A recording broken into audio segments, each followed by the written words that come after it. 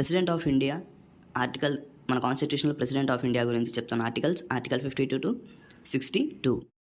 President of India is also known as president of ఇండియాకి ఇంకా వేరే నేమ్స్ ఏమున్నాయంటే ఇండియాస్ హెడ్ ఆఫ్ స్టేట్స్ అంటాం. అంటే స్టేట్ అంటే మీనింగ్ ఏంటంటే ఇక్కడ గవర్నమెంట్ అని అర్థం. అంటే ఇండియా మొత్తానికి ఉన్న గవర్నమెంట్ మన సెంట్రల్ గవర్నమెంట్ అంటాం. దానికి హెడ్ కింద ఎవరు ఉంటారంటే ప్రెసిడెంట్ ఆఫ్ ఇండియా ఉంటారనమాట. సెకండ్ నేమ్ వచ్చేసరికి ఫస్ట్ సిటిజన్ ఆఫ్ ఇండియా అంటాం. ఈయన్ని ప్రెసిడెంట్ ఆఫ్ ఇండియా అని మనం ఎలా కన్సిడర్ చేస్తామంటే ఫస్ట్ సిటిజన్ అనమాట. ఈయన్ని మనం ఫస్ట్ సిటిజన్ అని పిలుస్తాం. థర్డ్ నేమ్ వచ్చేసరికి supreme commander of armed forces. Armed forces అంటే నేవీ, ఎయిర్ ఫోర్స్, మిలిటరీ. ఈ త్రీ వాటికి కమాండర్గా సిడిఎస్ ఉంటారు, chief of defence staff.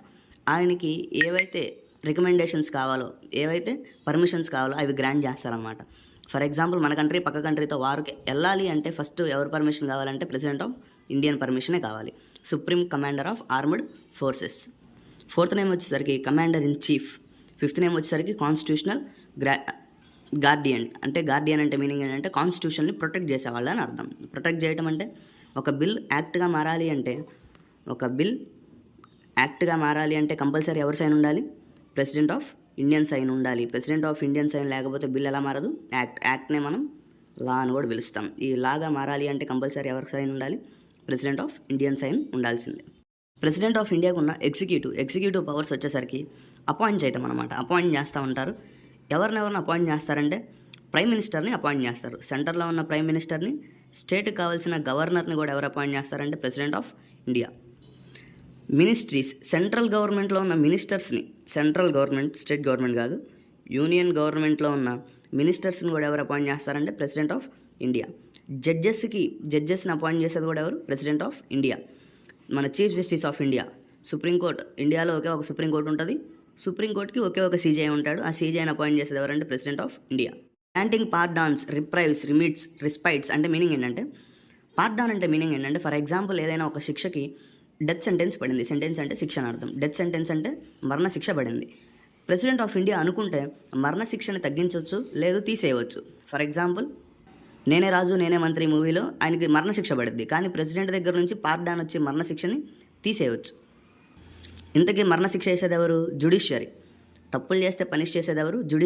Judiciary వేసిన శిక్షని తీసేయడాన్ని మరణ శిక్షను తీసేయడాన్ని మనం పార్డాన్ అంటాం.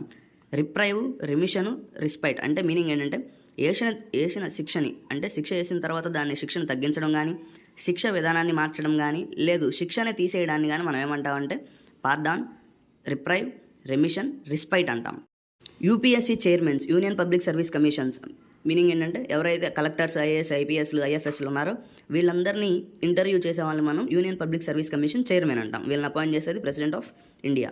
ఈసీఐ, ఇండియా మొత్తానికి స్టేట్ లెవెల్లో కూడా స్టేట్ ఎమ్మెల్యేస్ దగ్గర నుంచి ప్రెసిడెంట్ ఆఫ్ ఇండియా వరకు ఎలక్షన్స్ కండక్ట్ చేసే వాళ్ళు మనం. స్టేట్లో ఎమ్మెల్యే, ఎమ్మెల్సీ దగ్గర నుంచి సెంటర్లో ఉన్న ప్రెసిడెంట్ ఆఫ్ ఇండియా ఇక్కడ వరకు మొత్తం ఎలక్షన్ కండక్ట్ చేసేది ECI, election commissioner of India, Gyanesh Kumar.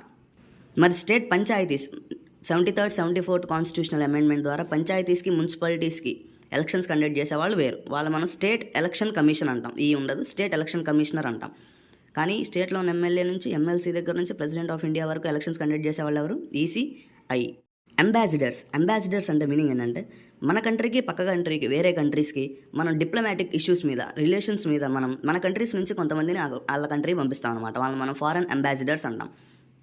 Union public సర్వీసెస్లో ఐఎఫ్ఎస్ అని ఉంటుంది, ఇండియన్ ఫారెన్ సర్వీసెస్ అని. అంటే మనం ఇక్కడ ఈ ఎగ్జామ్ రాసి సక్సెస్ అయితే మనల్ని వేరే కంట్రీకి, మన కంట్రీ బిహాఫ్ ఆఫ్, మన కంట్రీ బదులుగా వాళ్ళ కంట్రీ పంపించి మన కంట్రీకి కావాల్సిన నీడ్స్ ఏవైతే ఉంటాయో మన ద్వారా వాళ్ళ కంట్రీకి చెప్తూ ఉంటారనమాట. అట్లా ఫారెన్ కంట్రీ డిప్లొమాటిక్స్కి వెళ్ళే వాళ్ళని మనం అంబాసిడర్స్ అంటాం, తెలుగులో రాయబారి. లెజిస్లేటివ్ బాడీకి వచ్చేసరికి ఎగ్జిక్యూటివ్, తర్వాత లెజిస్లేటివ్ బాడీకి వచ్చి ప్రెసిడెంట్ ఆఫ్ ఇండియాకు ఉన్న పవర్స్ ఏంటంటే సమ్మాన్స్, ప్రొరోగస్ ది పార్లమెంట్. ప్రొరోగస్ ది పార్లమెంట్ అంటే సమ్మాన్స్ అంటే మీనింగ్ ఏంటంటే for example women reservation bill ఉంది. ఉమెన్ రిజర్వేషన్ బిల్ అనేది లోకల్ సెల్ఫ్ గవర్నమెంట్లో 33% రిజర్వేషన్ ఇచ్చాం. కానీ వీళ్ళు ఉమెన్స్ ఎవరైతే ఉన్నారో వాళ్ళకి ఇంకా లోక్సభలో మరియు స్టేట్ లెజిస్లేటివ్ అసెంబ్లీలో ఇంకా మాకు 33% రిజర్వేషన్ కావాలని అడుగుతున్నారు. ఇదొక బిల్ అనమాట. ఇదొక బిల్ అంటే ఒక bill compulsory either houses of పార్లమెంట్కి వెళ్ళాలి. పార్లమెంట్లో ఎవరు ఉంటారు? లోక్సభ ఉంటారు, రాజ్యసభ ఉంటారు. వీళ్ళిద్దరికి హెడ్గా ప్రెసిడెంట్ ఆఫ్ ఇండియా ఉంటాడు.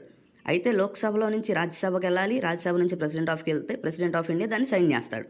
మరి ఏమవుతుందంటే ఉమెన్ రిజర్వేషన్ బిల్ గురించి లోక్సభలో వాళ్ళందరూ ఓకే అంటే రాజ్యసభలోకి ఆ బిల్ వెళ్ళంగానే రాజ్యసభ వాళ్ళు ఓకే అనట్లేదు, లేదు రాజ్యసభ వాళ్ళందరూ ఓకే అంటే లోక్సభలో ఉన్న వాళ్ళు ఓకే అనట్లేదు. ఇలా ఈ బిల్ అనేది ఈ 2 హౌసెస్లోనే డిజాల్వ్ అయిపోతుంది. ఇలాంటి ఏదైనా ఒక బిల్లు ఈ 2 హౌసెస్లోనే డిజాల్వ్ అవుతున్న ప్రతిసారి ఏం చేస్తారంటే ఒకసారి ప్రెసిడెంట్ ఏం చేస్తాడంటే వీళ్ళిద్దరిని కలిపి కూర్చోబెడతాడు. లోక్సభ వేరుగా ఉంటుంది, రాజ్యసభ హౌసెస్ వేరుగా ఉంటాయి.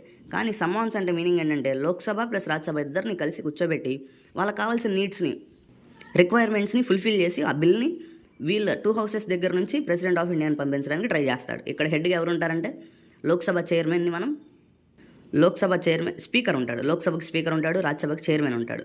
లోక్సభకి హెడ్గా ఎవరు ఉంటారంటే స్పీకర్ ఉంటాడు. ఇప్పుడున్న స్పీకర్ ఎవరంటే ఓం బిర్లా. ఇలా చేయడాన్ని మనం సమ్మాన్స్ లేదా ప్రోగ్రెస్ పార్లమెంట్ అంటాం.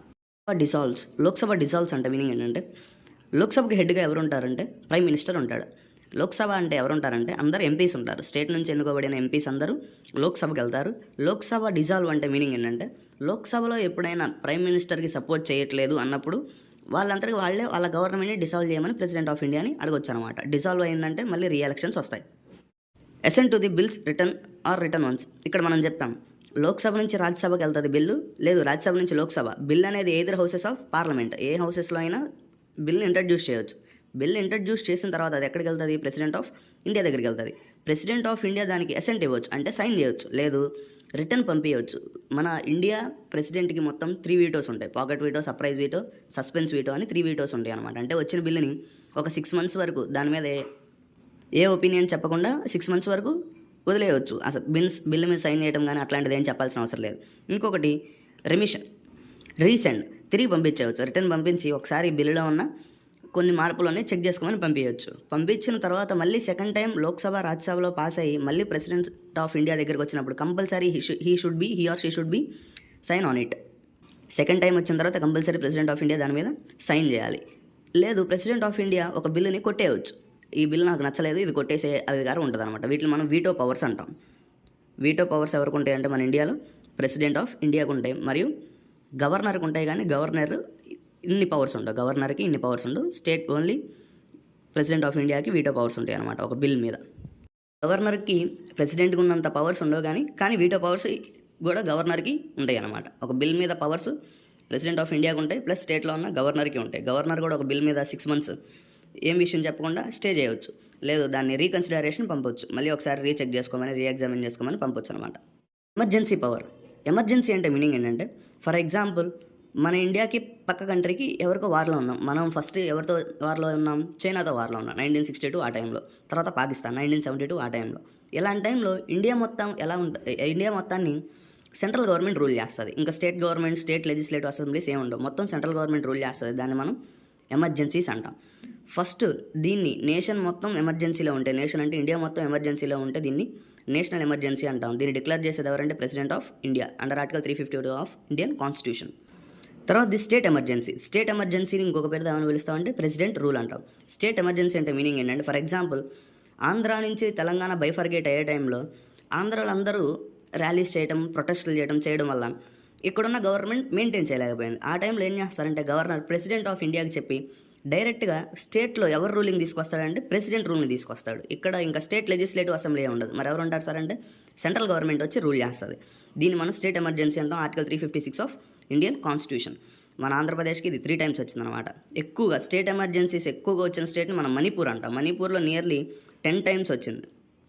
నార్త్ ఈస్టర్న్ స్టేట్స్లో ఉన్న మణిపూర్, ఇండియాలో ఉన్న ఓన్లీ ఫ్లోటింగ్ లేక్స్ ఉండే ప్లేస్ అనమాట మణిపూర్. తర్వాత ఫినాన్షియల్ ఎమర్జెన్సీ మీనింగ్ ఏంటంటే ఇన్ఫ్లేషన్ ఎక్కువ వచ్చినప్పుడు, ఎప్పుడైతే కమ్యూడిటీస్ ఒక వస్తువు యొక్క ధర అమాంతంగా చాలా పెరిగిపోయిన టైంలో ఆ టైంలో ఉండేదాన్ని మనం ఫినాన్షియల్ ఎమర్జెన్సీ అంటాం. లేదు మనం పక్క కంట్రీ నుంచి కానీ IMF దగ్గర నుంచి కానీ వరల్డ్ బ్యాంక్ దగ్గర నుంచి కానీ వీటిని మనం బీ-రూట్ ట్విన్స్ అంటాం. IMF international monetary fund, WB world bank, ఈ రెండింటిని మనం బీ-రూట్ ట్విన్స్ అంటాం. ఈ రెండింటి దగ్గర నుంచి ఒక కంట్రీ అప్పు తీసుకోవచ్చు. ఇలాంటి అప్పులు తీసుకుని కట్టలేని పరిస్థితిలో కూడా ఏమే ఎమర్జెన్సీ వస్తుంది? ఫినాన్షియల్ ఎమర్జెన్సీ ఏ ఆర్టికల్ కింద వేస్తారు? Article 360 of Indian constitution. ఇండియాకి ఇంతవరకు ఫినాన్షియల్ ఎమర్జెన్సీ రాలేదు.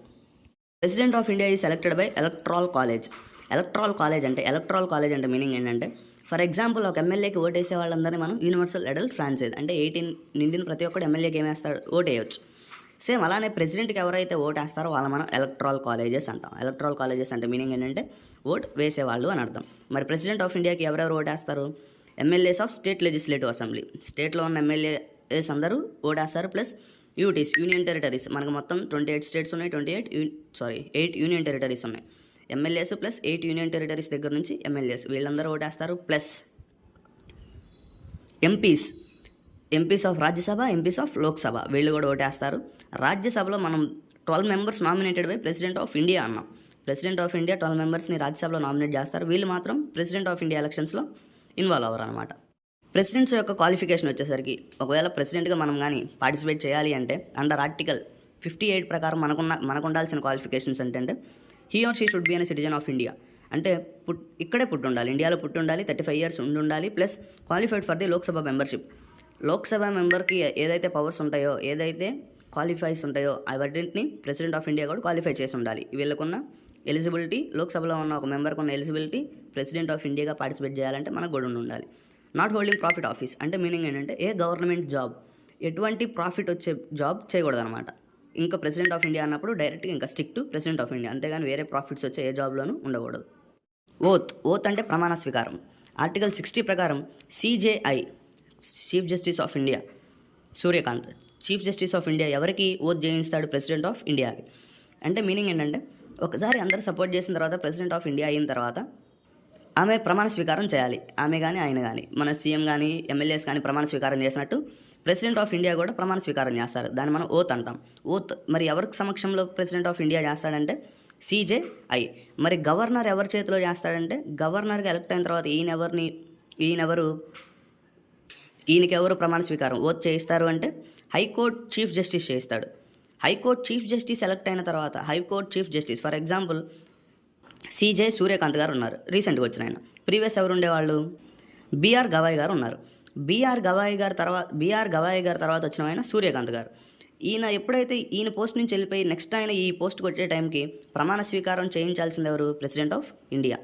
ద్రౌపది ముర్ము గారు వెళ్ళిపోయి కొత్త ఆయన ఈ ప్లేస్కి వచ్చిన తర్వాత ఈయనతో ప్రమాణ స్వీకారం చేయించాల్సింది ఎవరు? CJI. ఇంపీచ్మెంట్, ఈ వర్డ్ మనం ఓన్లీ ప్రెసిడెంట్ ఆఫ్ ఇండియాకి వాడతాం. మన కాన్స్టిట్యూషన్లో ఓన్లీ ఇంపీచ్మెంట్ అనే వర్డ్ ప్రెసిడెంట్ ఆఫ్ ఇండియాకే ఉంది. ఆర్టికల్ 61 ప్రకారం ఇంపీచ్మెంట్ అంటే రిమూవ్ చేయడం అనమాట. ఎవరిని?